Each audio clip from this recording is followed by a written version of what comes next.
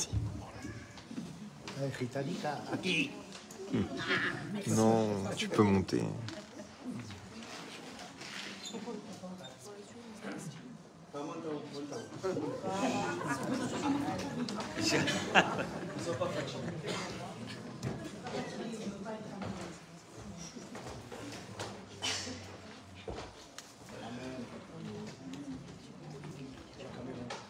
C'est bon, c'est en route.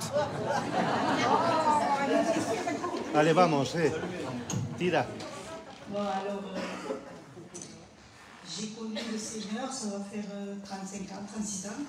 Mais au départ, j'étais dans un foyer, enfin mes parents, quand même, ils avaient une croyance.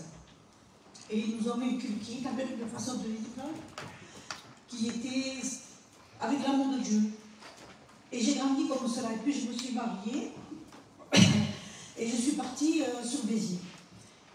Et la famille de mon compagnon, eux, ils étaient évangéliques. Et le cousin de mon mari, un jour, il m'a offert une Bible. Et moi, j'ai pris cette Bible et je la dévorais. Dès que je me levais, je prenais la Bible et je lisais. Et cela, à moi, apportait une transformation. Cette parole était vivante. Moi, je suis émue, je ne peux trop en parler. Et plus les jours passaient, et plus des mois, parce que je ne me suis pas convertie toujours le lendemain, je voyais à moi ma vie qui changeait, qui se transformait. J'étais quelqu'un de très rancunière. Si quelqu'un me faisait quelque chose qui me contrariait, alors là, c'était même pas la peine. Mais au fil des temps, à force de lire la parole et de prier, le Seigneur m'en a libérée, sans que je le demande. Et puis ma grand-mère est décédée, et je suis venue habiter sur Pézenas. Et là, à Pézenas, j'ai commencé à aller à l'église à la rue Conti. Et là-bas, il y avait un noyau le mardi après-midi de grand-mère qui priait. Et moi, j'allais là, mais j'allais en cachette, parce que mes parents, ils étaient catholiques, et eux, l'évangile, c'est pas ça, ils ne voulaient pas.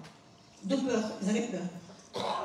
Mais moi, j'allais, je rentrais, je recevais, et je me faisais beaucoup de bien.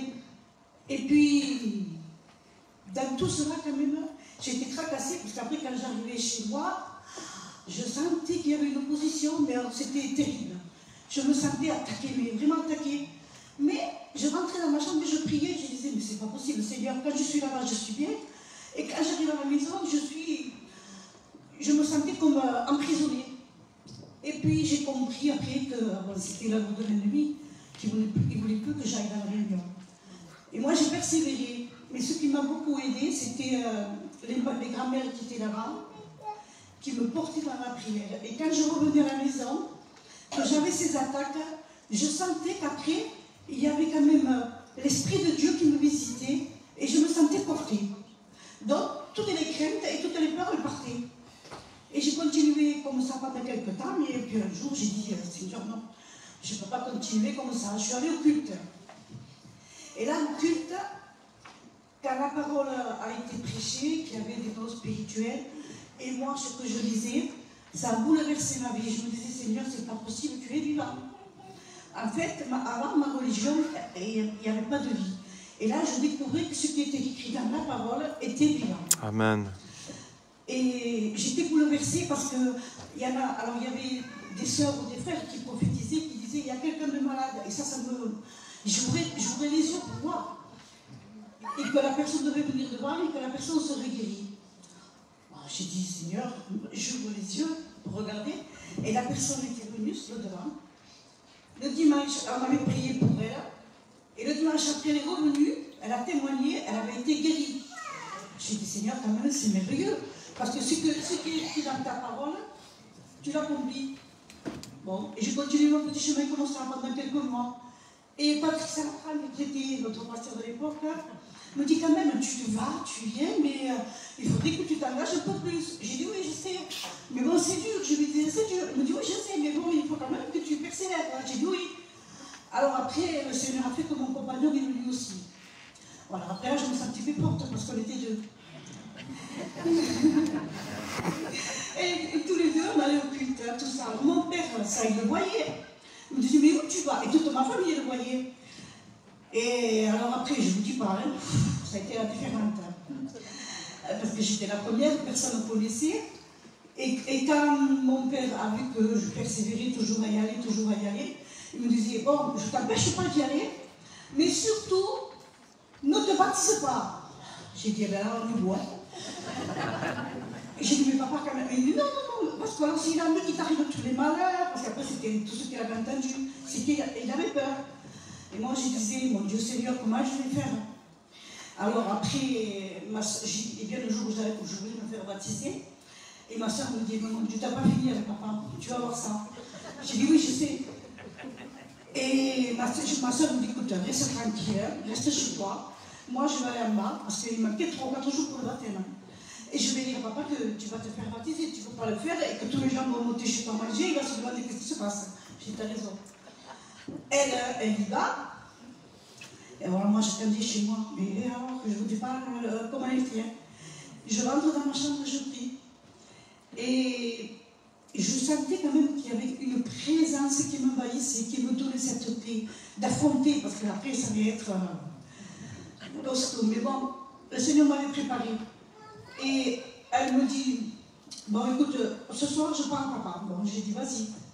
Là, le matin, le téléphone descend. Oh là. J'ai dit ça. Et puis il était là dans sa chambre, il me dit, rentre. Je rentre. Il me dit, ah, alors toi tu vas te faire baptiser. J'ai dit, oui papa. Alors je voulais essayer de lui expliquer, mais il ne voulait rien entendre.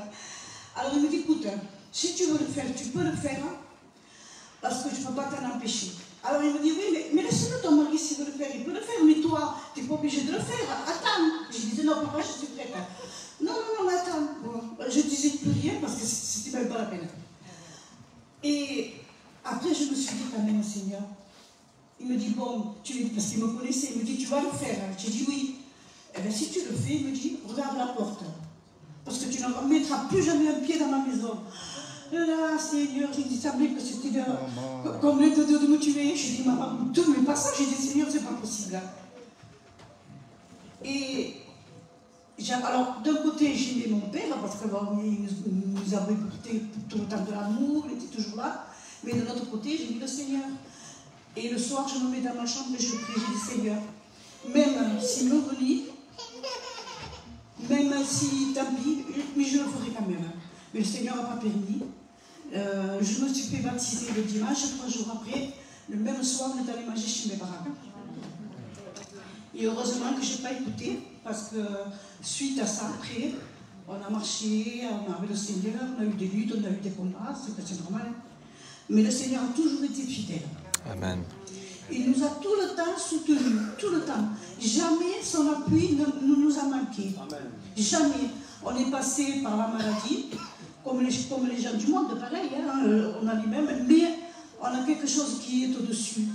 Nous, on sait que si vraiment on est dans la détresse, on se met dans notre chambre, on parle, et lui, il agit. On n'a rien à faire, on a tout simplement à déposer nos fardeaux, et lui, il les prend en main. Et lui, il agit, et il répond à tous nos besoins, quels qu'ils soient, quels qu'ils soient. On a traversé pas mal de choses, des joies, des peines, mais l'amour de Dieu, il a toujours été là. Et surtout, ce que je voulais vous dire, c'est que quand on commence à s'approcher, c'est vrai que le diable, il est là toujours pour vous dire, pour se côté à l'oreille, non, ne fais pas ça, non, ne va pas là, tu vas manquer ici. Non, il ne faut pas écouter. Même dans les pires des cas, même si on vous rejette, même si on vous abandonne, même n'importe, il ne faut pas écouter. Parce que moi, si j'avais écouté, eh bien, à ce moment-là, je ne serais pas mariée.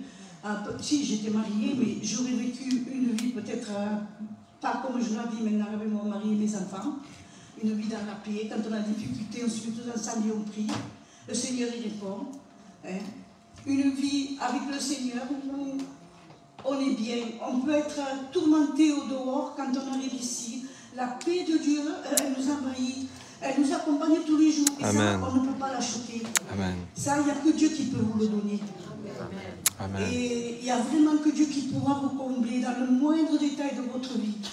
personne, ni même votre mari, ni même vos parents, ni même vos enfants, ne pourront vous donner ce que Jésus pourra vous apporter. Amen.